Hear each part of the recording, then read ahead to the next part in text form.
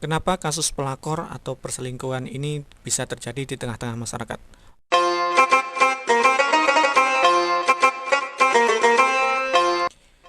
Assalamualaikum warahmatullahi wabarakatuh. Alhamdulillah, jumpa lagi di channel Ahmad Ideologis. Berbagi ilmu yang didapat, cerita kehidupan, serta hal-hal bermanfaat lainnya. Nah, pada kesempatan video kali ini saya mau ngebahas reaction terhadap kasus salah seorang penyanyi yang cukup ramai di pemberitaan, dan bahwasanya telah terjadi pelakor ya. Orang bilang menyebutnya pelakor, pelebut lagi orang yang dilakukan terhadap salah seorang artis penyanyi yang cukup terkenal beberapa tahun lalu. Nah, pada kesempatan video kali ini saya bukannya bermaksud untuk menggibah tentang si dia ini, akan tetapi saya berusaha untuk mengambil sebuah hikmah terhadap kasus yang cukup ramai diperbincangkan beberapa hari ini. Nah, pada video kali ini kita mulai dari kasus yang dikenal dengan istilah pelakor, pelebut laki orang. Sebenarnya istilah ini tidak tepat sih, karena kalau kita mengistilahkan pelakor seolah-olah pihak yang melakukan kesalahan hanya seorang, yakni seorang perempuan saja, karena di situ kan disebutkan perebut laki orang, berarti seolah-olah yang salah hanya pihak perempuan, yang dimana di situ dikategorikan merebut laki orang. Padahal secara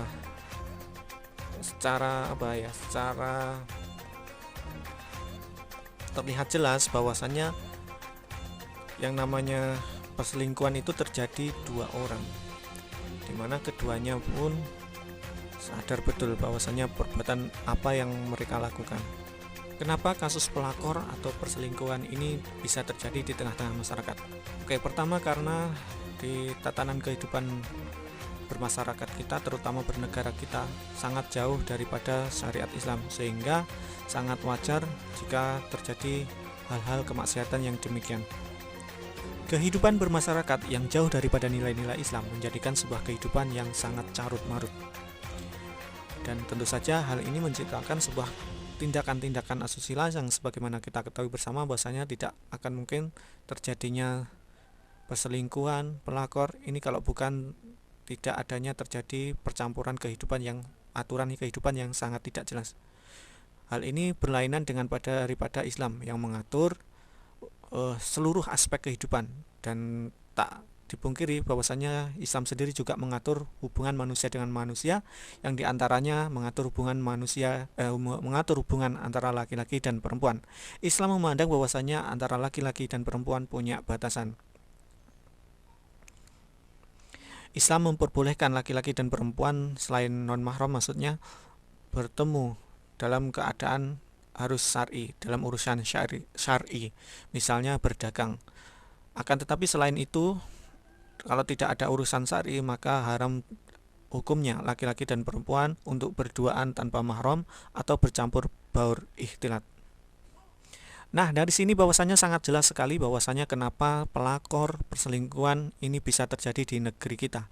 Tentu saja seperti yang saya katakan di awal tadi, karena negara kita atau negeri tempat yang kita tinggali ini tidak menerapkan daripada syariat Islam, sehingga kehidupan yang terjadi di dalamnya tentu saja sangat jauh daripada nilai-nilai Islami.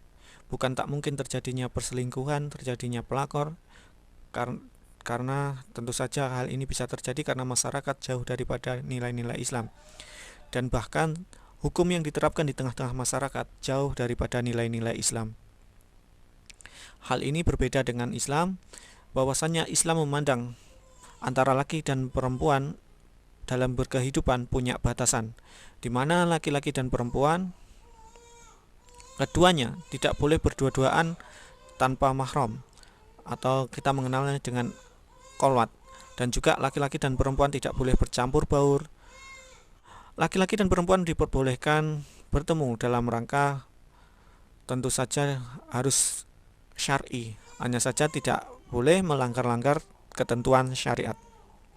Kehidupan masyarakat yang jauh daripada nilai-nilai Islami tentu saja menciptakan sebuah kondisi yang sangat memprihatinkan, di mana kita ketahui bersama kondisi masyarakat saat ini yang terjadi ketika tanpa adanya penerapan syariat secara totalitas, maka yang terjadi tidak mungkin kita bisa pungkiri terjadi kriminalitas, perselingkuhan, bahkan pelakor yang sebagaimana ramai diberitakan beberapa hari ini.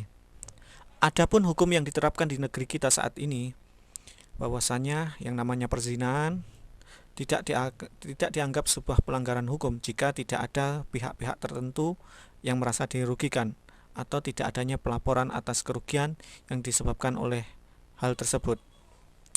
Tentu ini sangat berbeda dengan hukum syariat Islam, bahwasanya Islam sangat jelas sekali bahwasanya Islam melakukan tindakan preventif dengan pelarangan untuk mendekati perzinahan. Dan tentu saja hal ini sangat tidak bisa dipungkiri bahwasanya dengan pengharaman pelarangan mendekati zina ini justru menjadikan sebuah tindakan awal. Islam punya hukum yang tegas terhadap pelaku perzinahan, baik itu dilakukan sebelum pernikahan ataupun sesudah pernikahan. Dan keduanya punya hukum yang tegas, dan hukum tersebut menjadi sebuah penebus dosa kelak di yaumul kiamah, dan juga sebagai pencegah untuk manusia yang lain yang menyaksikan hukuman tersebut agar tidak melakukan hal yang sama. Nah, jadi itulah yang bisa saya share pada kesempatan hari ini, bahwasanya kenapa bisa terjadi yang namanya pelakor atau perselingkuhan.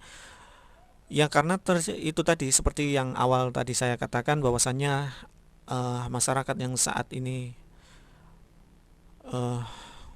bahwasanya masyarakat hari ini jauh daripada nilai-nilai Islam. Adapun hukum yang diterapkan di negeri ini pun jauh daripada nilai-nilai Islam, sehingga hukum yang ada sangat membiarkan yang namanya terjadinya perzinahan, perselingkuhan. Hukum negeri ini hanya akan bicara ketika adanya pihak yang dirugikan.